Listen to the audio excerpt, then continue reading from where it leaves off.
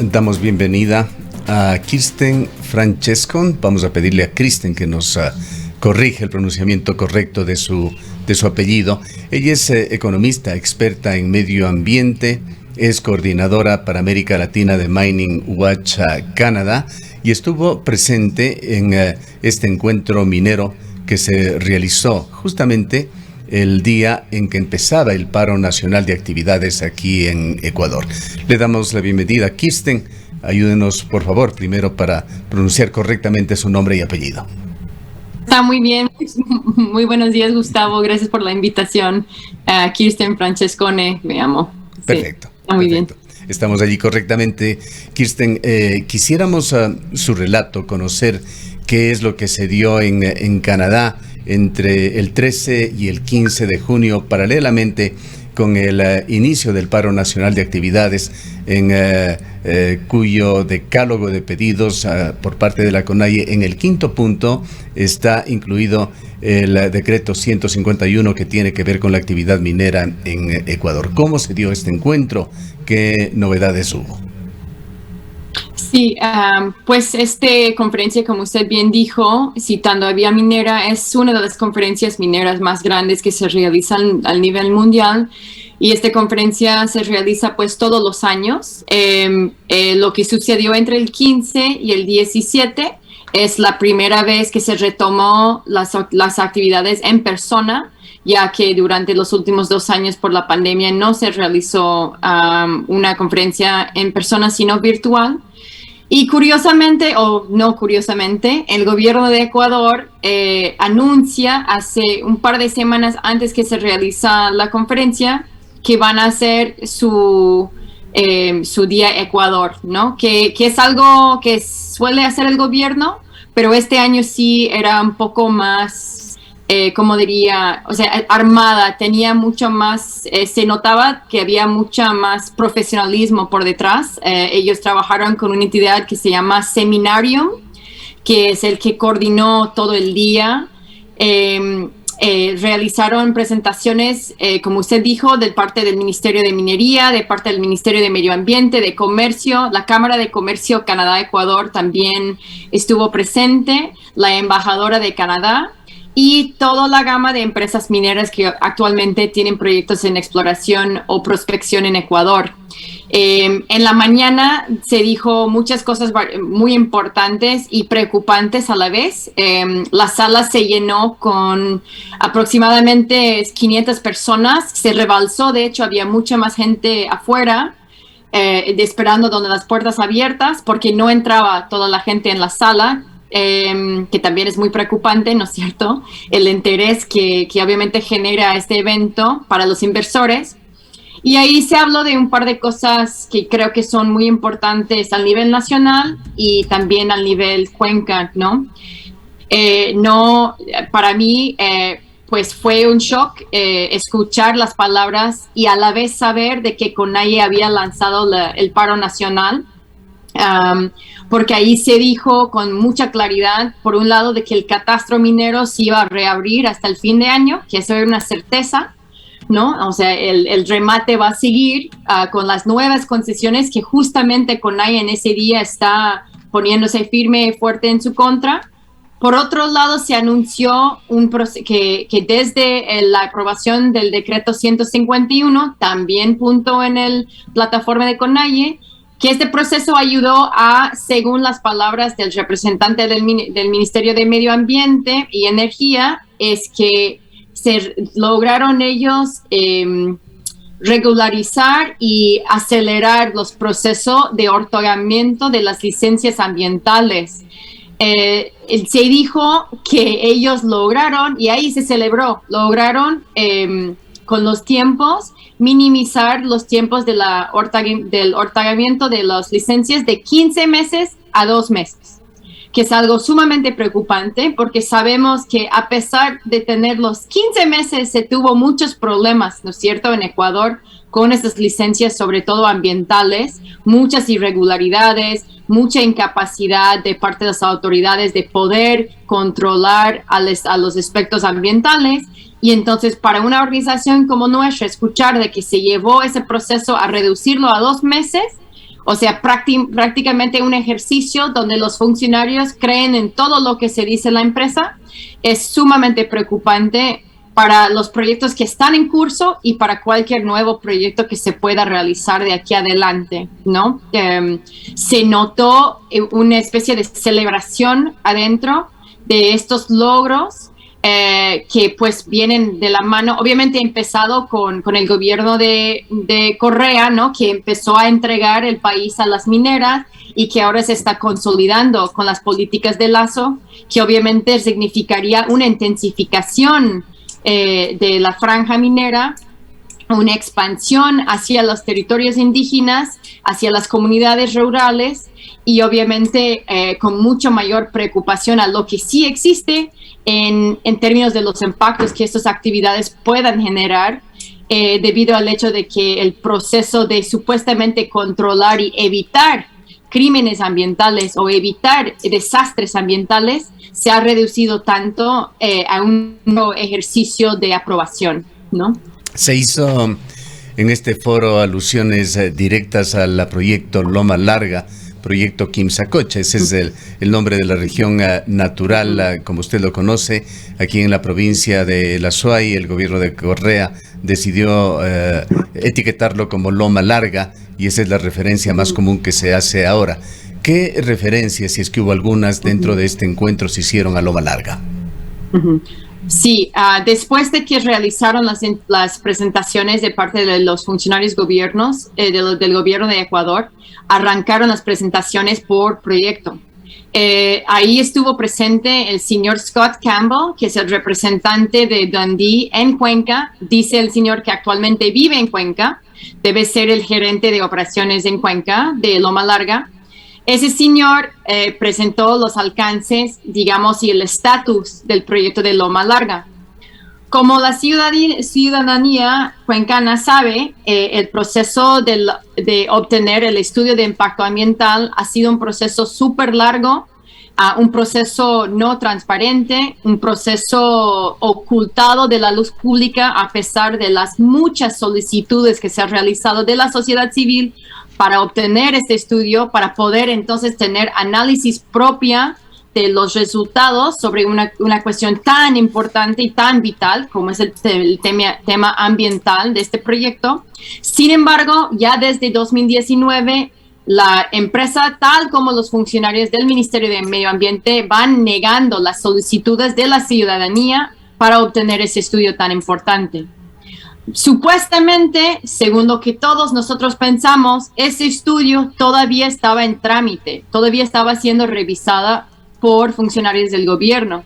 Sin embargo, lo que dijo el señor Scott Campbell ese día lunes en PDAC en Toronto es que de hecho el estudio de impacto ambiental ya está terminada, ya está aprobado según él y ya está siendo socializado dentro de las comunidades ahí en Quimsacocha, ¿no? En el páramo.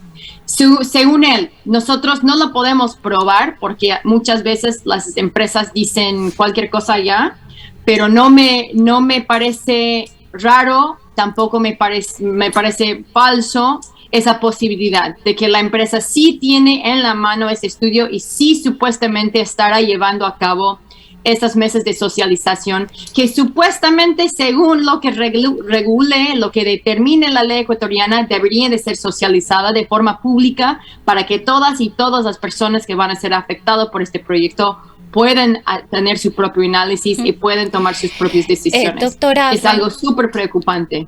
Doctora Francesconi, nos preguntamos también si es que se pone sobre el tapete en estas mesas, en estos encuentros internacionales, lo que está ocurriendo de manera interna en los países. En el caso de Ecuador y sobre todo el caso de Loma Larga, lo que está detrás de aquello, una consulta popular que se ha expresado la ciudadanía mayoritaria en contra de la minería y, por ejemplo, en el caso de Río Blanco, las consideraciones jurídicas que hay detrás. ¿Se pone también estos temas dentro de estas mesas o simplemente se los desconoce? No, de hecho es el opuesto. Lo que hace la empresa, lo que hizo este señor Campbell es hablar maravillas del lugar, ¿no? O sea, lo que se trata de esas empresas es más bien vender una imagen de que la empresa sí tiene licencia social, ¿no? Entonces, en vez de decir de que sí, hubieron 2 consultas, la primera en Girón, la segunda en Azuay, como ustedes saben, fuertemente en oposición a la minería, ¿no? Y a pesar de tener una movilización en contra por más de una década, pues esas cosas no se hablan. Más bien lo que dicen es que miran esas fotitos de la huertita que nosotros hemos puesto en Chumbulín, mira estos jabones que hemos hecho con tal grupo de mujeres, ¿no es cierto? Y con estas cuestiones tratan de hacer aparentar de que el proyecto tiene licencia social y por tanto los inversionistas, las personas que van a financiar lo que va a ser la construcción de esta mina, no tengan preocupación de que esto puede ser paralizada.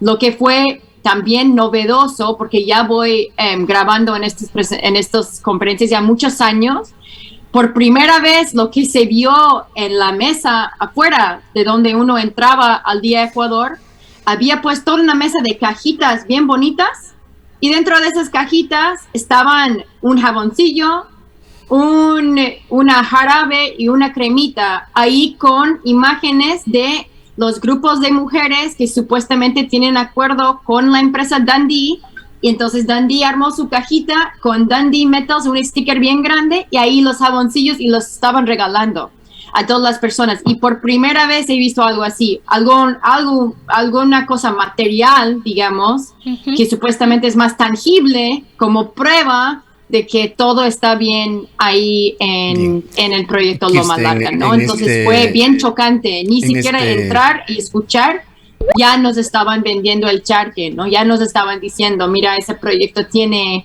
semejantes relaciones tan bonitas con las mujeres de la zona de que ya está aprobada y ya de aquí invierten su dinero en nosotros, Dundee, ¿no? Kirsten, en el mismo plano de poner este tema en contexto, esto es conocido para ustedes, conocido por la mayoría de nuestros oyentes. Habrá muchos oyentes que no han seguido este tema de cerca, esto de la consulta popular de Cuenca que se realizó en el 2021 y que esta ciudad decidió con más de un 80% decirle no a la minería, no concretamente a este proyecto de Quimsacocha. Esto derivó incluso decisiones que se la tomaron a través del filtro de la Corte Constitucional de Ecuador, que dio determinaciones sobre esta consulta popular, sus alcances, etcétera. Y los gobiernos locales han venido trabajando en forma conjunta con el gobierno nacional sobre los límites para la protección de los sitios de recarga hídrica de los ríos de la ciudad de Cuenca, y allí está también Quimsacocha. Esto ha generado conflictos, debates con el gobierno nacional sobre las interpretaciones, debates y conflictos también con las mineras que señalan, acogiendo una de las partes del pronunciamiento de la Corte Constitucional, en el sentido de que tendrá efectos a futuro. Esta decisión sobre los proyectos mineros ha generado polémica, pues desde los sectores promineros se ha señalado de que esto significa que los proyectos que habían comenzado ya podrán terminar, pero ha habido otras interpretaciones, y entre ellas quizá la más importante dada a este medio de comunicación el 25 de mayo de 2022 por uno de los jueces que fue parte de la Corte Constitucional y que sentenció Rodrigo Ávila Santamaría, a quien nuestra compañera que está aquí, Rosana Encalada, le preguntó sobre la interpretación correcta que debía darse a la sentencia de la Corte, en particular sobre el proyecto Quimsacocha. Nos dijo lo siguiente, y luego de esto, que vamos a compartirlo con nuestros oyentes y con usted, retornaremos con usted, Kristen. Del tema que usted abordó, el tema ambiental, y colocando como ejemplo la ciudad de Cuenca con lo que fue la consulta popular. Tenemos una consulta para usted y nos solicitan su criterio jurídico respecto de los resultados de esta consulta y una polémica en la que nos hemos enfrascado aquí en Cuenca, en la SUAY, respecto de si estos resultados son a futuro, es decir, desde que se llevó a cabo la votación, y esto implicaría que los proyectos que ya fueron entregados, quizás los que más nos preocupa además, que son Río Blanco y Loma Larga, continuarían. Mi criterio personal, eso por supuesto, ya no soy parte de la Corte Constitucional, y por supuesto mi opinión no tiene la autoridad de de una función pública como esas, mi criterio personal es que la consulta rige a futuro. Y esto quiere decir que si es que hay licitaciones que se hicieron en el pasado, digamos, esas licitaciones son válidas o concesiones mineras, pero si es que no hubo ninguna actividad de extracción, de prospección o cualquier actividad minera, a pesar de que existe la concesión, esas están vedadas. Ese es mi criterio. Es decir, en términos jurídicos pueden tener un título válido, pero desde la consulta en adelante no se puede hacer ninguna actividad en los lugares que están protegidos y en particularmente las fuentes de agua. Me parece a mí que de facto, de hecho, no se puede realizar más actividades desde la consulta. Esto es mi criterio personal. Bien, queremos agradecerle, doctor Ávila, por haberse dado este tiempo. Esta fue la respuesta del ex juez de la Corte Constitucional. Cabe indicar también, para estar en el contexto correcto, que el gobierno nacional, tempranamente, el gobierno de Guillermo Lasso emitió el decreto 151 que se refiere al sector minero y la CONAIE, dando una serie de alineamientos que en definitiva lo que hacían es excitar al sector público para que facilite y agilite todos los trámites relacionados con proyectos mineros en Ecuador, y allí está la gran polémica, que es importante ponerla en contexto y hablarlo ahora. Este es un punto coyuntural en el cual sí, todos los ecuatorianos estamos tratando de encontrar la paz, el diálogo, la conversación, pero se va a dialogar de temas tan importantes como el de la minería, que tiene mucho que ver con el futuro del agua de esta ciudad y de esta provincia. Con este testimonio y esta declaración de Rodrigo Ávila Santamaría, retornamos con usted, Kirsten, para hablar luego del decreto 151, que es uno de los temas en debate en estos diálogos que esperamos inicien, ojalá, ya el día de hoy en Ecuador. Adelante, le escuchamos.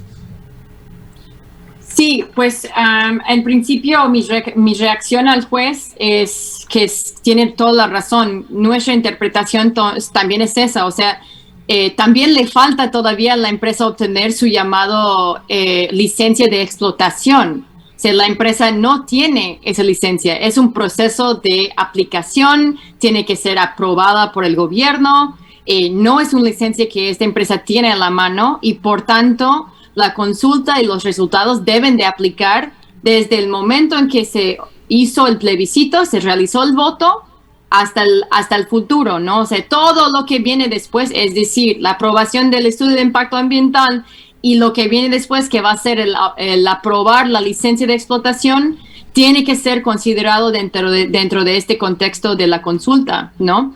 Entonces, obviamente para nosotros era bien claro de que la posición que nosotros tenemos que tener es obligar a que la embajada canadiense utiliza su influencia, que tanto se habló en esa conferencia minera, de que Canadá juega un rol esencial en lo que es la reforma al código minero, que el gobierno de Canadá también maneja su influencia para decir que su empresa, esta empresa Dundee, no debería de estar en violación a la posición popular de Cuenca, ¿no? De las personas en Azuay, en su posición contra la minería, porque ahora sí la empresa está en violación a lo que se sentó como presidente en Girón primero y después en Azuay, como una posición claramente antiminera, ¿no? Entonces yo creo que es importante mantener para nosotros también esa posición, de que también nosotros somos cómplices en este proceso. Y entonces cuando la CONAIE habla del derogar el 159, para nosotros es una medida como hiper neoliberal, que se trata de aún más desregular un sistema normativa regulatoria minera ya débil. O sea, retrodecerlo aún más para que sea un proceso simplemente de aprobación de proyectos que sabemos están siendo impulsados no simplemente del gobierno de Lasso, sino de las instituciones financieras que tienen la soga sobre el cuello de Ecuador por el tema de la deuda externa, ¿no? O sea, nosotros tenemos bien claro de que Canadá está siendo parte a esas discusiones de regular el sector de regulación y normativa ambiental y minero para beneficiar a que las empresas mineras canadienses pequeñas que irresponsables pueden seguir trabajando en el país. Algo más directamente relacionado con la huelga que no dije todavía es que durante la mesa redonda de la noche del Día de Ecuador, la embajadora de Canadá dijo textual de que el gobierno de Canadá está ayudando a reformar lo que va a ser el proceso de la consulta previa para las poblaciones indígenas y que esta normativa se la está agilizando, o sea, están tratando de hacerlo con toda velocidad para asegurar de que la tengan en la mano antes de abrir el catastro. Para nosotros, lo que significa es que el gobierno de Canadá está tratando de desarrollar un proceso que no va a contemplar el consentimiento de las poblaciones, no va a contemplar lo que es la libre determinación de los pueblos frente a las industrias extractivas, y más bien lo que se trata es otro proceso de supuesto socialización que se está viviendo ahorita en Cuenca sobre los proyectos para que vayan adelante, ¿no? Entonces, para nosotros es bien preocupante el tema de esa normativa que se está siendo destrozada, una normativa que ya era débil, que ya se sabe de las muchas violaciones que han habido, muchos problemas, observaciones en su aplicación, está siendo destrozada a favor de que entren las empresas mineras, pero con un lavado verde que nunca hemos visto.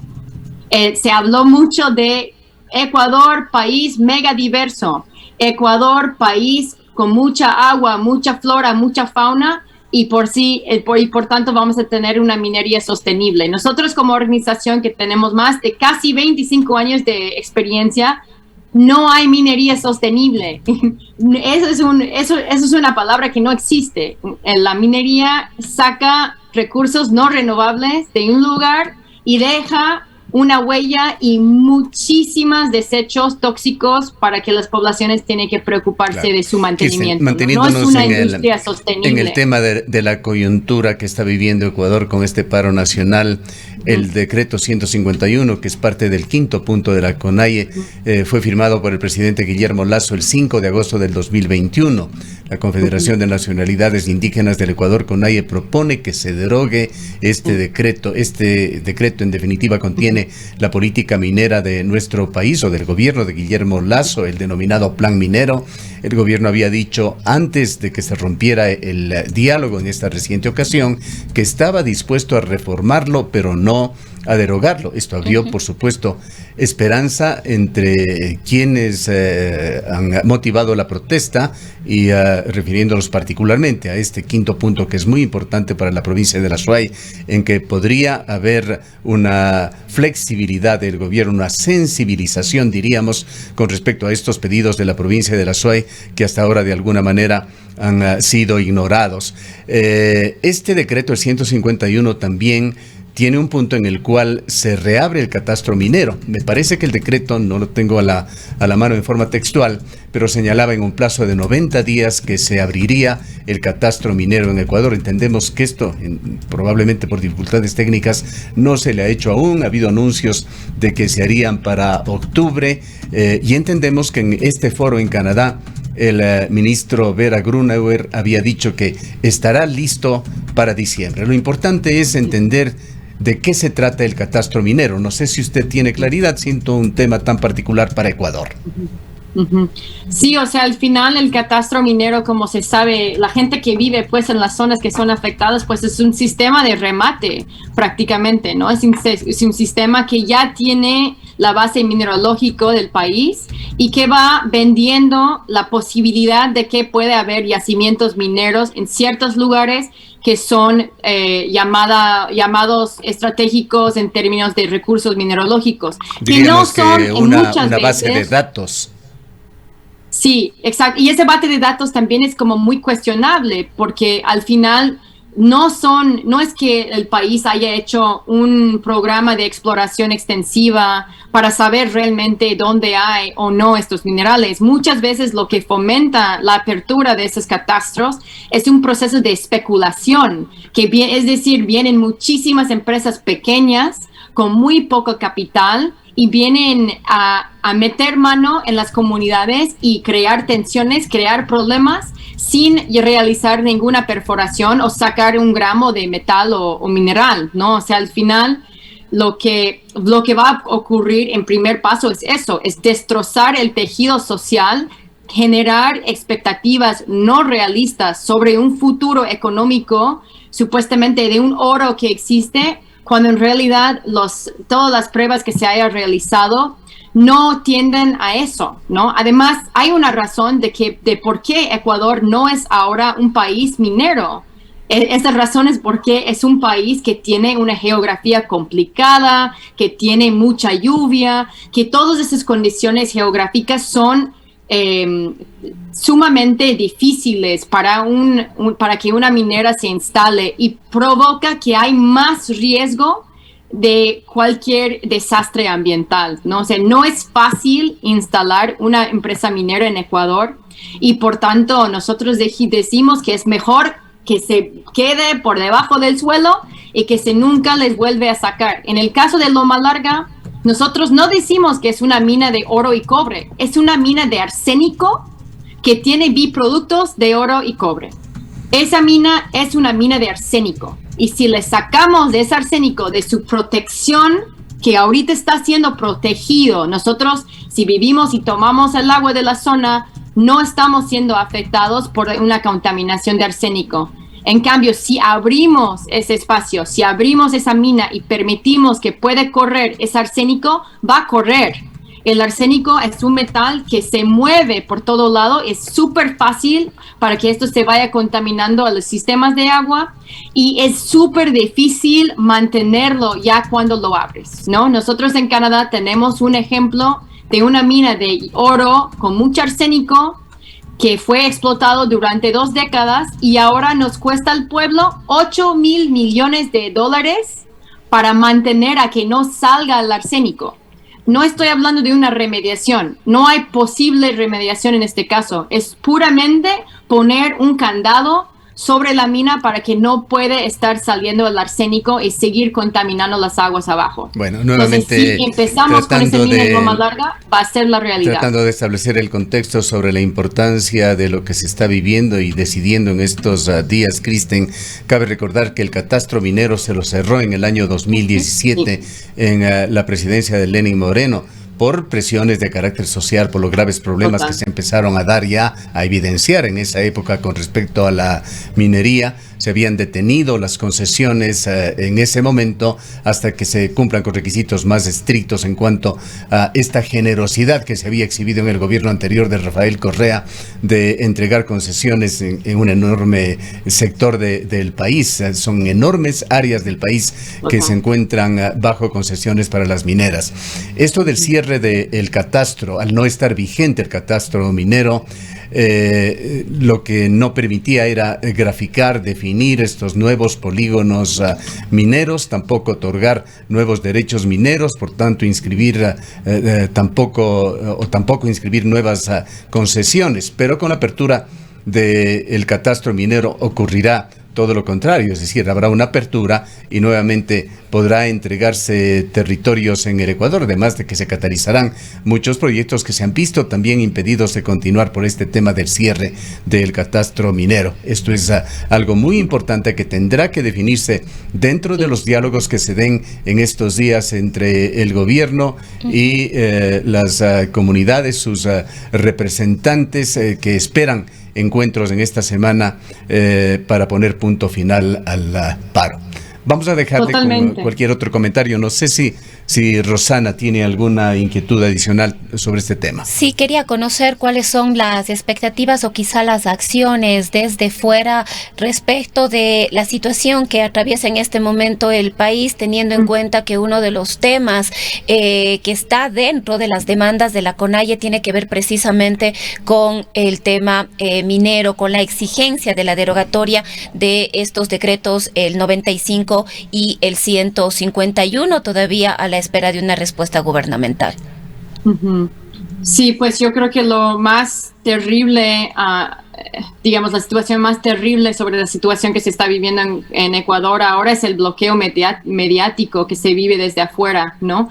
Hay muy poca prensa, hay muy poca cobertura sobre lo que está sucediendo. Más allá de los puntos en específico, no se habla ni siquiera de las violaciones graves hacia los marchistas, hacia las personas, las y los defensores de su territorio que están siendo golpeadas, gasificadas, detenidas, matadas por las Fuerzas Armadas, ¿no? Entonces, si no llega pues esa noticia afuera, pues los puntos específicos de las demandas tampoco llegan, ¿no? Entonces nosotros lo hemos tomado como reto nuestro de estar compartiendo las voces de los territorios que están en resistencia, sus testimonios del Frente Minero, Frente Nacional Antiminero, ¿no? De la Red Caminantes, de algunos medios alternativos como es como un análisis, ¿no? De tratar de estar repartiendo su enfoque, ¿no? Que es ese enfoque sobre el punto 5 de la CONAIE, porque como hemos visto, muchos de los pueblos que se hayan levantado, muchos de los pueblos que se hayan asentado sobre los ejes, las arterias importantes de transporte en el país, vienen de pueblos que están siendo asaltados por empresas mineras, ¿no? Y por tanto se movilizarán para proteger a sus propios territorios, ¿no? Esa historia no se la ve, ¿no? Yo creo que hasta el mismo gobierno y los medios tradicionales en Ecuador están tratando de ocultar esa realidad, ¿no? Están tratando de decir que son vándalos o son temas políticos y no tiene raíces en contextos que son mucho más de larga data, que ustedes lo conocen muy bien en Cuenca, y que la gente está desesperada, la gente está hartada, ¿no? Es horrible lo que está sucediendo, y nosotros también estamos viendo la manera de la falta de conocimiento de muchas personas en el mundo sobre lo que está sucediendo ahí en Ecuador. Bien, Kirsten, queremos agradecerle mucho por su presencia. Kirsten Francescon es coordinadora para América Latina de Mining Watch Canadá. Se ha referido a este tema de la minería y el pedido que existe en Ecuador de la derogatoria del decreto 151, quinto punto de los 10 que pidió la CONAIE. Coincidencialmente, como habíamos señalado, con el primer día del paro, justamente se realizaba en Canadá esta reunión a nivel mundial para promover la minería. El PDAC corresponde a The Prospectors and Developers Association of Canada, que realiza esta convención anual en Toronto, que, como Kristen nos señala, por temas de la pandemia, a los tiempos, por lo menos en 3 años, era la primera reunión presencial que se tenía. Y en el primer día del paro nacional coincidió el inicio de este evento con la presencia de autoridades ecuatorianas, particularmente el ministro de Energía encargado del área minera, el ministro Vera Grunewald. Estuvieron también empresarios de las compañías hablando sobre las bondades de Ecuador para la minería y en dónde se dieron estas situaciones que ha señalado Francescone, en el sentido de que se estaría viabilizando de forma muy ágil los permisos, incluyendo los estudios de impacto ambiental para Quimsacocha, con toda la polémica aún vigente aquí sobre la interpretación de los alcances de la Corte Constitucional sobre la minería y el agua aquí en la ciudad de Cuenca, la consulta de Cuenca. Gracias, Kirsten. Cualquier comentario final antes del cierre. Muchas gracias, Gustavo, por su tiempo, y pues mi solidaridad, ¿no?, con las personas que están en la primera línea, en las calles, en las carreteras, en Quito, ¿no?, luchando por sus territorios, a las personas que están ahí todos los días. No es fácil llevar a cabo ese reto, ¿no?, de estar ahí lejos de la familia de uno, lejos de sus tierras. Les mando toda mi solidaridad, ¿no? Desde Canadá estamos viendo con mucha preocupación y también pues impresionados de su fortaleza, ¿no? Que vayan expresando. Mucha fuerza y muchísimas gracias, Gustavo. Gracias, aquí está Francescon nuevamente, quien ha hablado sobre el quinto pedido de los 10 pedidos originales de la CONAIE, que culminó cuando se truncó el diálogo como el segundo, no sé si el primero o el segundo, en importancia que esgrimieron los dirigentes de la CONAIE. El primero era establecer el precio de los combustibles y el segundo, la derogación de los decretos 95 y 151 relacionados, el primero con el avance del frente petrolero en el oriente ecuatoriano y el segundo con temas del agua y la minería en Ecuador.